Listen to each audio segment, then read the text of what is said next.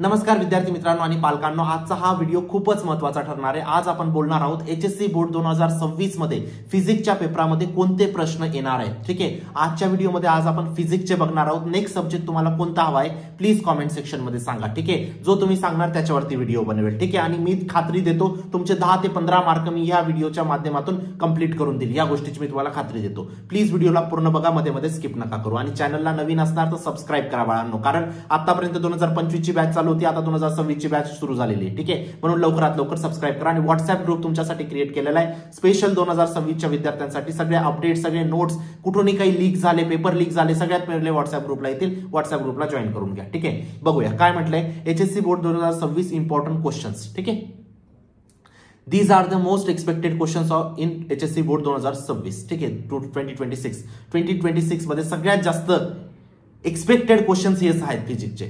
ठीक आहे, हायस्ट प्रिपिटेशन झालेले या क्वेश्चनचं म्हणून। ठीक आहे, आता या सेट्सला कसं यूज करायचं आहे आपल्याला, या सेट्सला सगळ्यात जास्त प्रॅक्टिस करायची, हे क्वेश्चन सगळ्यात जास्त प्रॅक्टिस करायचे, कारण तुम्ही जे प्रश्न सॉल्व्ह करताय। ठीक आहे, चला तुम्हाला पुढे समजेलच गोष्ट। ठीक आहे, पण या क्वेश्चन्सला सगळ्यात जास्त प्रायोरिटी द्यायची आहे। ठीक आहे, 5 ते 7 टाइम्स तुम्हाला अपियर झालेले आहेत पेपरमध्ये, म्हणून सगळ्यात जास्त प्रॅक्टिस करायची आहे। ठीक आहे, हे सगळे इन्स्ट्रक्शन्स तुम्ही इथं वाचू शकतात। जाऊया आपण पहिल्या क्वेश्चन वरती। ठीक आहे, स्टेट अँपियर सर्किटल लॉ किती वेळा आलेला आहे बाळांनो? 7 वेळा। आता तुम्ही मला सांगा, 2 प्रश्न आहेत, एक एक्स नावाचा प्रश्न, एक वाय नावाचा प्रश्न आहे। ठीक आहे, एक्स नावाचा प्रश्न 7 वेळा आलेला आहे, वाय नावाचा प्रश्न आतापर्यंत आलेलाच नाहीये। आता तुम्ही मला सांगा, हा वाय 2026 मध्ये यायला वाय प्रश्न पण येऊ शकतो, पण वाय प्रश्न येण्याची प्रोबॅबिलिटी आणि एक्स प्रश्न येण्याची प्रोबॅबिलिटी, सगळ्यात जास्त प्रोबॅबिलिटी कोणाची बाळांनो? एक्स प्रश्न येण्याची। का रे बाळांनो? कारण एक्स प्रश्न ऑलरेडी 7 वेळा विचारला गेलेला आहे। वाय प्रश्न आतापर्यंत एकहीदा विचारला नाही गेलाय। विचारला जाऊ शकतो, पण प्रोबॅबिलिटी किती आहे? कमी आहे ऍज कम्पेअर टू एक्स प्रश्नाची। मग जो प्रश्न 7 वेळा विचारला गेला बाळांनो, त्या प्रश्नाची प्रोबॅबिलिटी सगळ्यात जास्त असेल ऍज कम्पेअर टू जो प्रश्न आतापर्यंत विचारला नाही गेलाय। म्हणून हा प्रश्न स्टेट अँपियर सर्किटल लॉ तुम्हाला खूप व्यवस्थित पद्धतीने करायचा आहे। ठीक आहे, त्यानंतर एक प्रश्न डिफाईन मॅग्नेटायझेशन। ठीक आहे, किती वेळा आलाय बाळांनो? 6 वेळा हा प्रश्न आलेला आहे। किती? आता जो प्रश्न एकदाही आला नाही, जो प्रश्न 6 वेळा आला, सगळ्यात जास्त प्रोबॅबिलिटी कशाची असेल बाळांनो? 6 वेळा विचारल्या जाण्याची 2026 मध्ये पण, है ना? म्हणून या प्रश्नाला पण व्यवस्थित करायचंय। आता हे फक्त 7-8 प्रश्न मी तुम्हाला सांगणार आहे बाळांनो, पण टॉप 200च्या कोर्समध्ये, टॉप 200चा कोर्स दरवर्षी आपण लॉन्च करतो। सगळ्यात जास्त प्रश्न same to same similar type प्रश्न तिथून येतात, म्हणून तुम्हाला एनरोल नक्की करायचे टॉप 200 क्वेश्चनच्या कोर्समध्ये। लिंक डिस्क्रिप्शन बॉक्समध्ये दिलेली आहे, ऍप डाउनलोड करून तुम्हाला एनरोल करायचे। ठीक आहे, मी गॅरंटी देतो मॅक्झिमम सिमिलर टाइप क्वेश्चन तिथूनच येतील, कारण लास्ट वर्षाचा तुम्ही रेकॉर्ड चेक करू शकतात।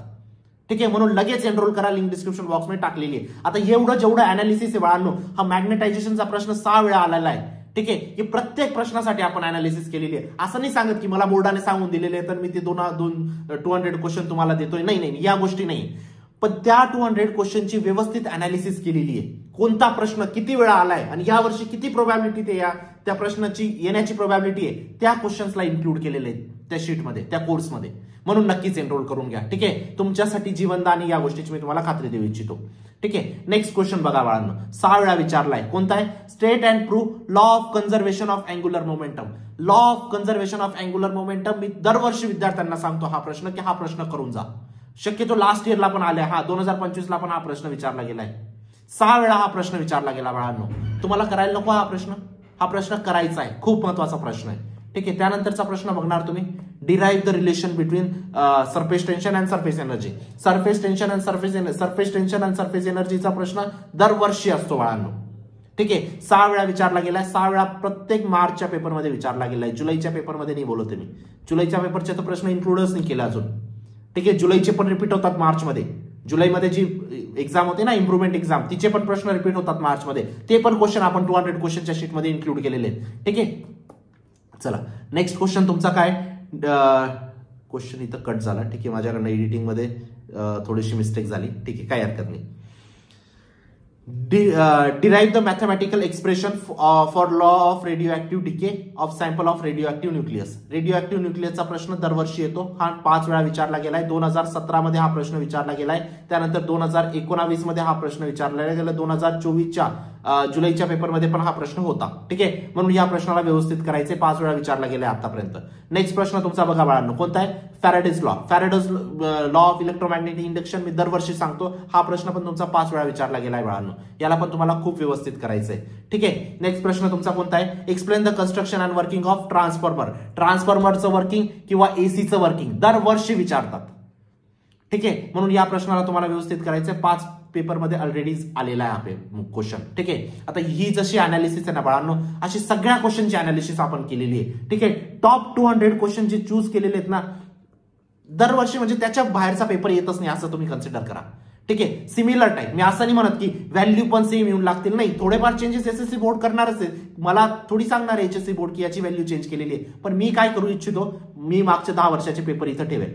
10 वर्षाचे पेपर ठेवून मी अनालिसिस करेल कोणते क्वेश्चन रिपीटेड आहेत, कोणता टाईप रिपीटेड आहे, आणि ते इन्क्लूड केले 200 क्वेश्चनच्या शीटमध्ये. ठीक आहे, नेक्स्ट क्वेश्चन काय? एक्सप्लेन द कन्स्ट्रक्शन ऑफ, हे झालं तुमचं ट्रान्सफॉर्मरचं. त्यानंतर define the coefficient of self induction. Self induction पण दरवर्षी येतो हा प्रश्न. हा प्रश्न पण तुम्हाला व्यवस्थित करायचा आहे बाळांनो.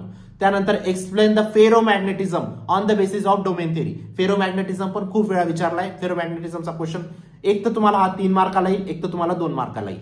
पण फेरोमॅग्नेटिझम वरती प्रश्न पक्का आहे. ठीक आहे, त्यानंतर लॅपॅलेस लॉ, ब्रूस्टर लॉ, हे सगळे लॉ इम्पॉर्टंट आहेत. ठीक आहे, ब्रूस्टर लॉ मी 200 क्वेश्चनच्या शीटमध्ये इन्क्लूड केलाय. लॅपॅलेस लॉ इथं मी इन्क्लूड करून तुम्हाला दाखवतोय.